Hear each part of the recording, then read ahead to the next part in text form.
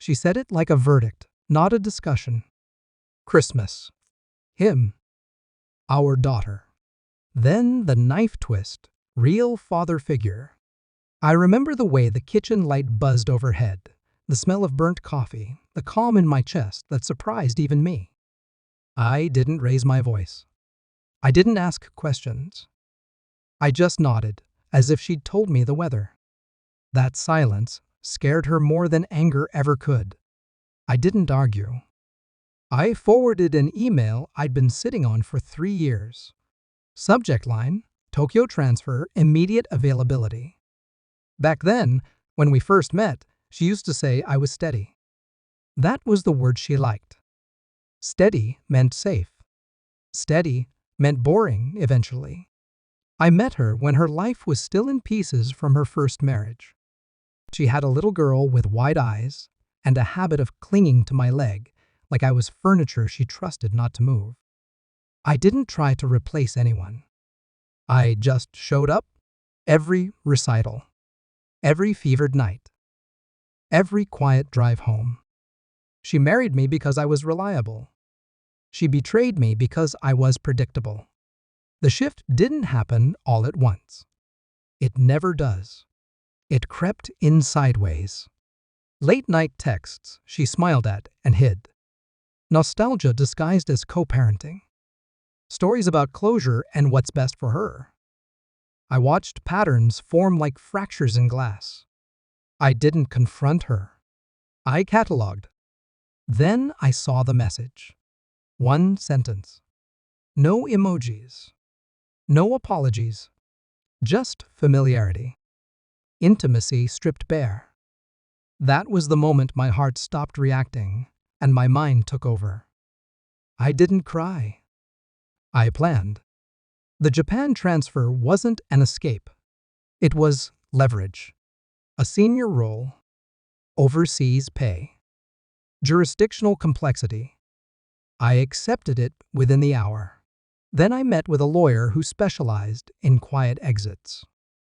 We talked assets, custody, timelines. I learned how much power silence gives you when the other person assumes you're weak. I packed light. I told my wife nothing. Let her think I was folding. Let her think Christmas would pass without consequence. Tokyo was all glass and discipline. Time zones helped. Distance sharpened my focus. I froze joint accounts the legal way.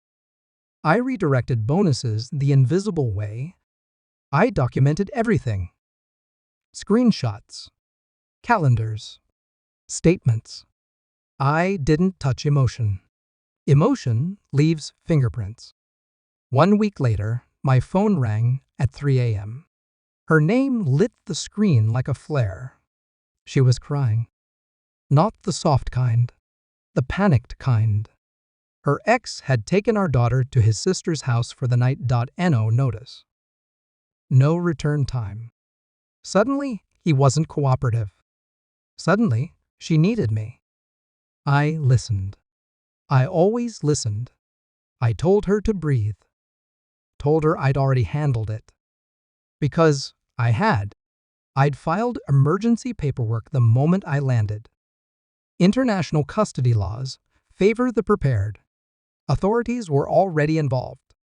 Her ex's bravado folded fast under legal pressure. By morning, our daughter was back, confused but safe, asking for me.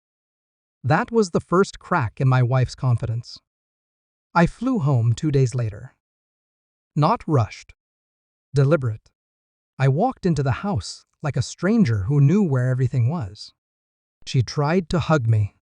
I stepped past her. We sat at the table where she'd sentenced me to irrelevance. I slid the folder across. Divorce papers. Financial disclosures.